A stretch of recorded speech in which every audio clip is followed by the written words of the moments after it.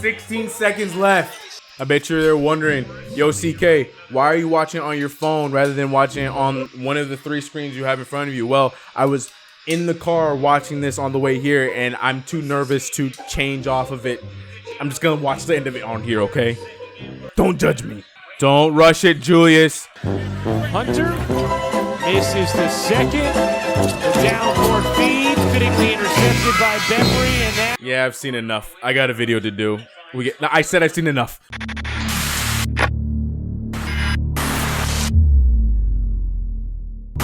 What's going on, CK Crew? It's your boy CK2K, and welcome back to another video. I missed y'all.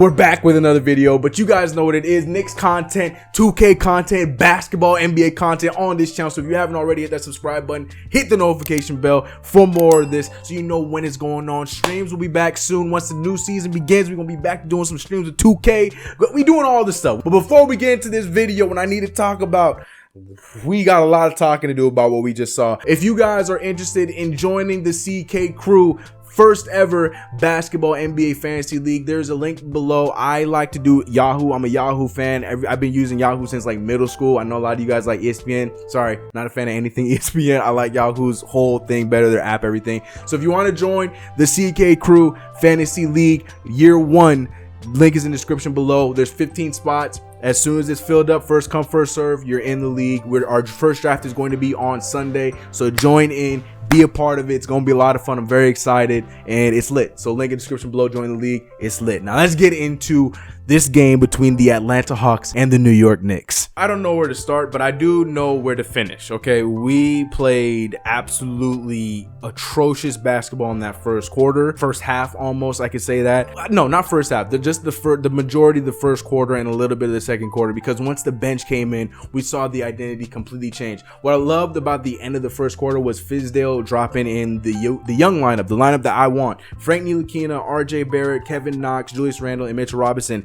And production was made when those 5 are in on the court all together. I mean, from the beginning, it looked like Kevin Knox was coming off the bench. He was doing a lot of things. I love Kevin Knox. He just looking like he's a different version of himself. I'm hoping that we see more minutes from Kevin. We only saw 20 minutes tonight. Again, we have a lot of spreading around to do. I get that, but I hope that we will definitely be seeing around the 25 to 26 range amount of minutes from Kevin Knox this year, because he, to me, outside of the man I'm going to say for last in this video, he to me looked like he was like the glue guy that came off that bench offensively. But before we even get into the bench and, you know, the production we got off the bench, we need to start about that starting 5. Now, I know a lot of you guys are DSJ stans. I'm all for it. You know what? It is his first game back. I guarantee you he's not even 100% from his back injury. Basically, what I'm saying is that you should never rush back from a back spasm injury. You could tell us tonight. You could tell that he was hurting tonight because he played very, very stiffly tonight, and he just did not look.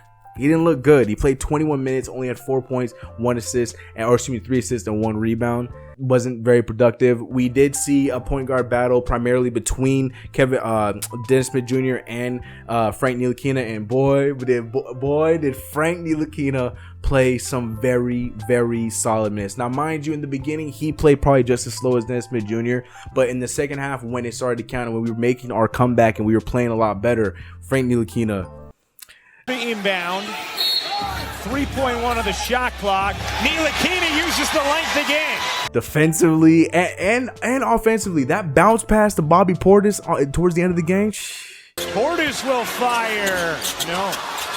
Ntilikina the offensive rebound and the lead to Frank Ntilikina. I'm saying it right now. Frank Ntilikina is my starting point guard. I don't care. I don't want to hear it. That's the end of this video. Frank Ntilikina is my starting point guard. I don't want anybody else starting that point guard. The Elfrid Payton stuff, I'm over it. I'm going back. I'm going to be leading the train once again. The Frank Ntilikina party. I'm your conductor. Hello, my name's CK. Nice to meet you. What?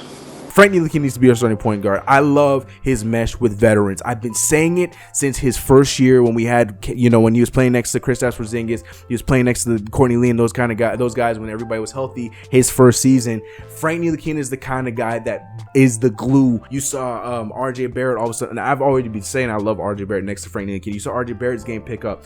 You saw Mitchell Robinson play a lot better. Hell, you saw Bobby Portis play better next to Frank Ntilikina. Frank Ntilikina is my starting point guard. I don't want to hear it. Go ahead. Let all the hate be known in the comments below. I don't care. I'm starting Frank Ntilikina until I have a reason not to.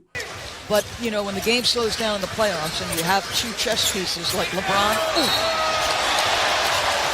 but Julius Randle played a lot more aggressive, and you could tell that in the beginning of the game they were trying to do the whole point forward thing again with Julius Randle.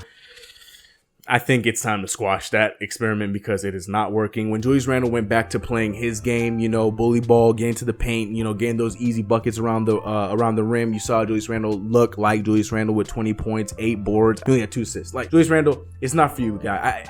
On occasion, you know, you get a rebound, we're on a fast break, I trust you then. But when you're my primary, no, Julius Randle, no. just stick to being the bully guy that you are, because that is what you did so well. And also coming into game 2 after playing his first game after the injury, Bobby Portis, who a lot of you guys, I don't understand, are ready to cut him off the team and get rid of him. Now, mind you, Bobby Portis is still trying to get back on track. He did miss a full game, and he looked a lot better in this second game than he did in the first game. He was doing stuff around the rim. He made some nice threes. He made some nice open jump shots. The cancel Bobby Portis train needs to stop. It is way too soon. We are in game 3 of the preseason. The season's right around the corner. We don't know what we're going to get out of Bobby Portis.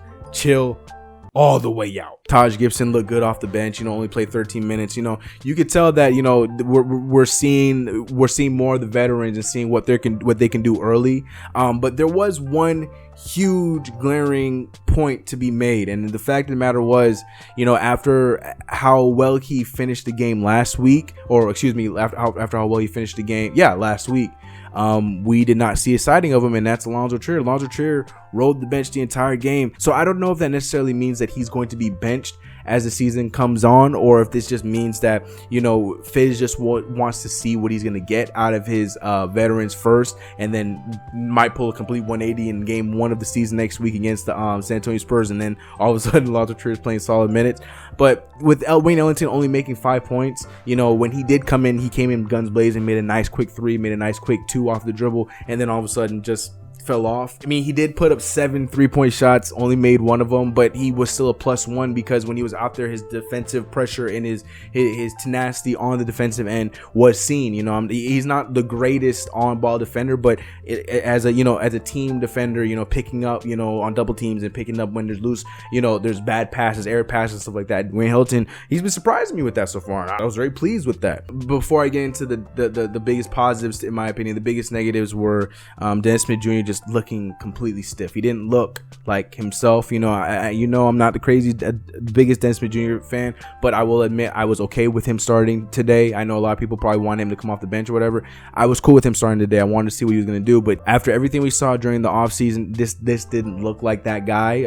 I'm going to give him the benefit of the doubt, being that was his first game back. Rust, back injury, you know, he's probably sore, he's probably stiff, so we'll see what happens on Friday against the Pelicans if he plays. Another huge negative, like I said, was Julius Randle to begin with. I didn't like what we were doing with Julius Randle. I'm over the point forward experiment. Let it be organic, let it come off a rebound, let it be in the break. Those kind of situations I'm fine with. I do believe that from the end of the second quarter to the end of the game, he did pick it back up and play like Julius Randle, and that's the kind of guy I wanted to see, because when going into halftime, I think he was like a -12, -13, and he ended the game at a solid 0, so plus minus he brought it back to even. And I think the last negative probably I don't really know, you know, I think the last negative really was disappointing to see Alonzo Trier not play again, especially when Wayne Ellington just wasn't on. You know, I understand Wayne Ellington getting the minutes initially because of his scoring and because of his you know, his quick trigger, but they weren't falling tonight. So in that situation, I feel like you let Zoe go out there because his shot will fall.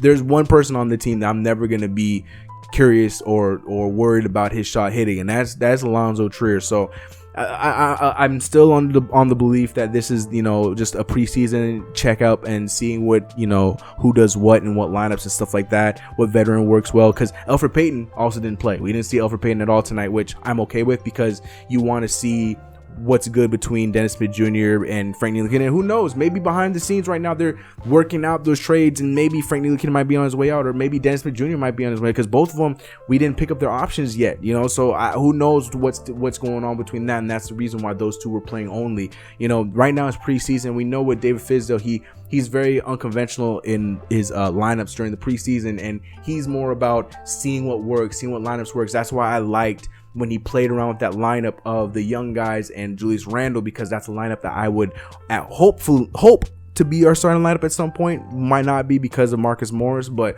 I was very happy with, you know, the pickup rather than the start. So from the end of the second quarter to the rest of the game, I mean, the third quarter was a little rough at times. You know, we don't like the third quarter very much, but we did do a good job at staying afloat, playing defensively, and I was happy with it. Was it a rough game? Yeah, very rough game, but at the same time, there's a lot more to take away from it than the last game that we played against the Washington Wizards. But let me know in the comments below what you guys are thinking. Do you guys think Frank Ntilikina should be our starting point guard? Do you guys think that it was just Dennis Smith Jr.'s first game, so it wasn't great enough? You know, RJ Barrett, I didn't really mention RJ Barrett, but the fact that he was 4 for 5 from the free throw line, I feel like he did take some. He's been taking good shots, in my opinion, compared to what we know RJ Barrett to do. I've liked all of his shots that he's been taking. I liked RJ Barrett being a ball mover. There was some possessions that we saw him playing the point guard. I think primarily in the third quarter, second quarter, he almost finished triple-double territory with 10 points, 7 boards, 6 assists. You know what I'm saying? So to me, RJ Barrett was fine. I mean, he was probably the biggest in the positive negative, but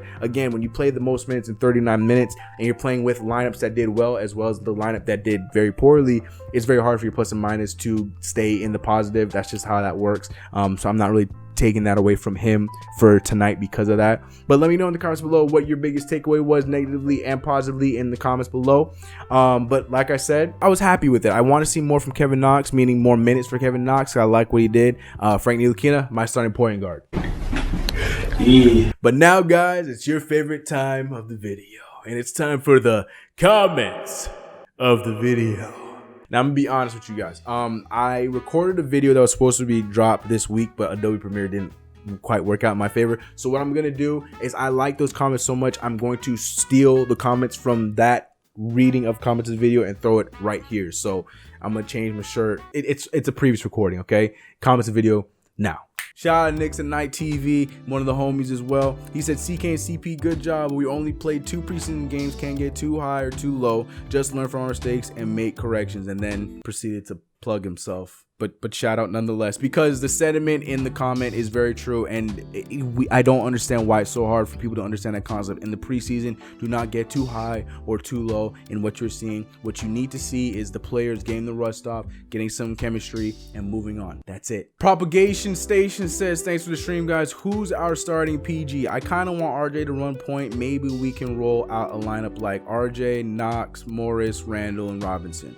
Shout out to Propagation Station, was good. I don't hate that. I don't know if I want to start with RJ Barrett at point guard, not yet, at least. Maybe, you know, when he gets some more time in the league. I'm cool with, you know, DSJ playing the starting point guard. Personally, tomorrow's game, I would like to see Frank start, especially if DSJ is not back yet. When Frank was out there with RJ, when Frank was out there with Marcus Morris, like, we got the best production out of those guys, and it was a beautiful tandem. I love seeing Frank with Alonzo Trier. I think they work off each other really nice as well. So I think Frank Ntilikina should be the starting point guard at least tomorrow, and see where that puts us coming into the game against the Pelicans after the Hawks game. My man Agent Super Argo says, I'm not preaching or making predictions about the Knicks, but watch what happens when you have 7 veterans who signed on because they wanted to play for the Knicks. Amen. 100%. We are already seeing the effects of that. We're already seeing the difference in personality, difference in chemistry, difference in, you know, the heart of our team when we have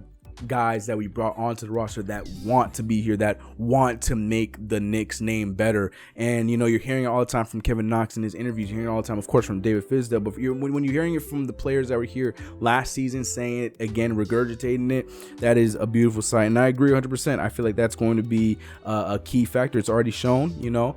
We ride or die together, and hopefully we turn that thing around tomorrow against the Hawks. Hunter misses the second. The downward feed, fittingly intercepted by Bembry, and we're back. So shout out to everybody that made comments of the video. Again, one last time, make sure you hit the link in the description below. Join the Fantasy League, Yahoo Fantasy League, Fantasy Basketball League, CK Crew League, Mark 1, first 15, first come, first serve. You're in the league. I'm dropping it everywhere. I'm putting it in the community tab. I'm putting it in the Discord. Also, link in the description below. Join the Discord. Any opportunity you get to join this league, join it. First 15 are in. If you didn't make it for 15, I apologize. We will do another one again next season. But it's been your boy CK. You know the deal. If you haven't already, hit that subscribe button, hit the notification bell, like this video. I'm gonna catch you guys in the next one.